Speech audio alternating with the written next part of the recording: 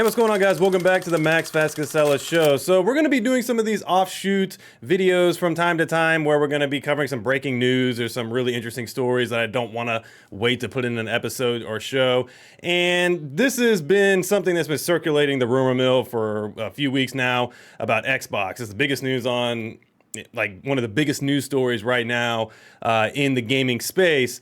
And the whole thing is that Xbox is going to be getting rid of their hardware, or they're going to be sending off their first-party titles to other places like PlayStation, like Gears of War and Starfield, and all these other games are going to be going to PlayStation. And, you know, Xbox is going to stop making hardware, and they're going to focus primarily on services. The list goes on. There was tons of rumors circulating, and it was kind of fun to theorize and see and come up with all these conspiracies and whatnot around it. But it was what I thought it was going to be. Xbox is basically not doing much.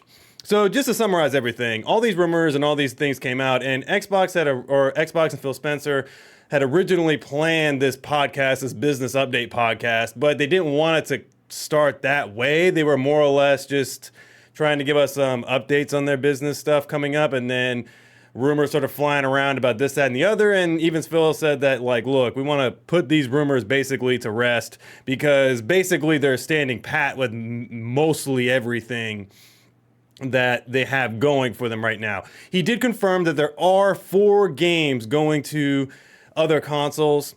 He didn't say the 4 games, but we can all speculate and pretty much guess which ones they're going to be. He said they're over a year old. He said that they've only got one iteration of the game, meaning they've only got one game. They're not like a series of games, kind of like Gears of War or something. And they're not going to be real, like, big first-party titles. They're going to be more lower-performing games on their genre, right, on their list. So basically, it's going to be like something like Hi-Fi Rush, Sea of Thieves, things that people have already speculated already. So it's not going to be anything major. So there's really nothing for Xbox fanboys to worry about. I mean, it's fine. I mean, this whole podcast thing was just a standard thing. It wasn't supposed to be this big of a deal. So a lot of people are going to react to this being like, oh, we got no information, blah, blah, blah. But that was not really the point of this. All like to begin with. They were just going to do a business update for the fans, and it got turned into something more because of some rumor mills and whatnot. So anyways, they did confirm that, so that is true. Nothing changing with hardware. They're already planning the next most powerful console ever, you know what I mean? So they've already got that in the pipeline. I'm just curious with that because they said they're going to announce something this holiday season. And right now, PlayStation just came out with their Slim. And I'm wondering if that means that Xbox is actually going to go ahead and jump into the new generation of consoles a lot sooner. We'll talk about that in another video, but we're going to get some information about new hardware in the holiday season, which is going to be good. And they're going to be releasing a ton of, you know, stuff in June for games and whatnot. So that's basically a summary of that.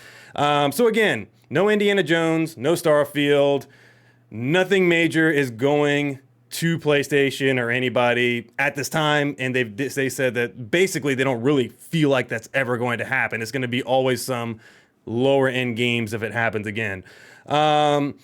They're also saying that Xbox Game Pass is only going to be available on Microsoft platforms. They said Xbox, but you can play Game Pass on PC, so Microsoft platforms is what I'm going to say. So they're not going to be releasing Game Pass on Nintendo Switch at this time or PlayStation, so it's mainly just going to stay on Game Pass. That's stuff we already knew, but they wanted to reconfirm that it's staying on Microsoft platforms, basically. And they still want a big focus on play wherever you want with who you want. So that was the big thing they talked about over and over and over again. Because the one thing I will say about Xbox is that they've always really been good about this. I mean, more specifically over the past decade, is they've been really transitioning to this whole like cross-platform, cross-save. Like they've been really focused on, they don't care where you play, how you play the games. They just want you to play the games on some sort of platform that is supporting them. So at the end of the day, that's just a win for gamers in general, in my opinion, because it's nice to being able to, you know, play a game on your PC and then jump onto a console if you want, if that's your cup of tea and whatnot. They said that they confirmed, again, this was already understood, but again, they confirmed that all Activision games are going to be going to Game Pass at some point. They're starting with Diablo 4. So on March 28th, Diablo 4 is going to be the first game to come out on Game Pass, which is pretty cool. And then after that, I imagine we'll slowly start to roll out more lower title games. And then eventually, when they kind of work out the final formula, I guess, for how Call of Duty is going to be released, because they've still, they did say that Call of, not in this podcast, but in general, Microsoft and Phil Spencer have commented that Call of Duty is still coming out on PlayStation. They're not going to hog Call of Duty.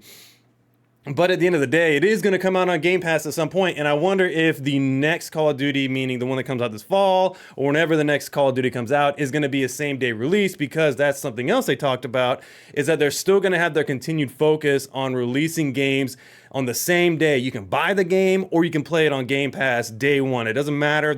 Again, the whole focus of this thing was they really want gamers to play wherever the freak they want in terms of platforms, but really that still means Microsoft-based platforms, meaning Windows, PCs, or Xbox. That's basically the main things. And then what else? I'm trying to look at my notes here.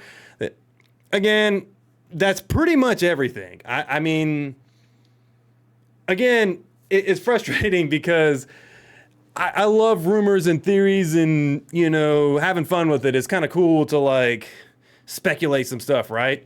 But I feel like people are going to be crapping all over this business update when the point of this was not what it actually was going to be in terms of like, again, they said this was just a business as usual business update, but they had to turn it into something else because of rumors and the rumor mill, right? The only major thing that was true from these rumor mills, from what I saw, is the fact that they are releasing some games, 4 specific games that are a year old, on other platforms.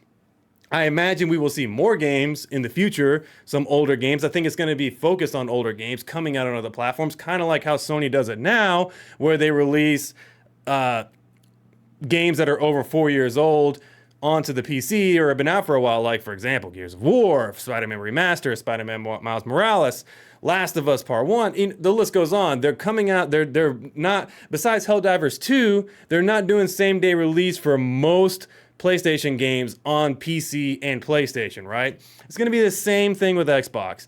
I imagine that Xbox is going to eventually allow different, more popular games from the Xbox library to go on to other platforms, but it's going to be much later, right? It's going to be games that are well past their prime that can maybe get a little bit of a boost.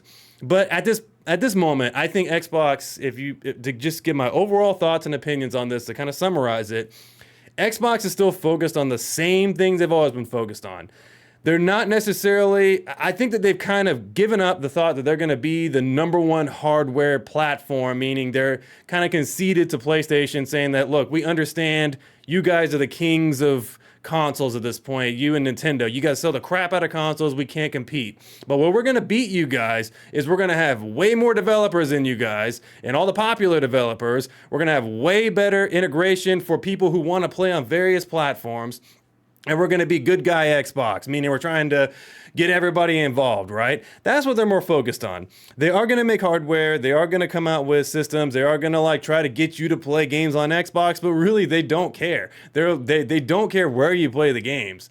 They would love it if you went and bought an Xbox, but ultimately they're like, we don't care. I mean, we know we're going to lose the hardware battle, so whatever. But they don't want to lose the service battle, meaning they want Game Pass to be dominant. They want they want the message from Xbox to be do whatever you want with your games. I mean, even Phil Spencer in the podcast talked about how he sees a day where first party exclusives are going to be very, very small, meaning there's only going to be a few games for each platform, but the majority of games are going to be shared at some point, or something along those lines. I'm paraphrasing, but anyways, this video's gone on long enough. It's been an interesting couple of weeks.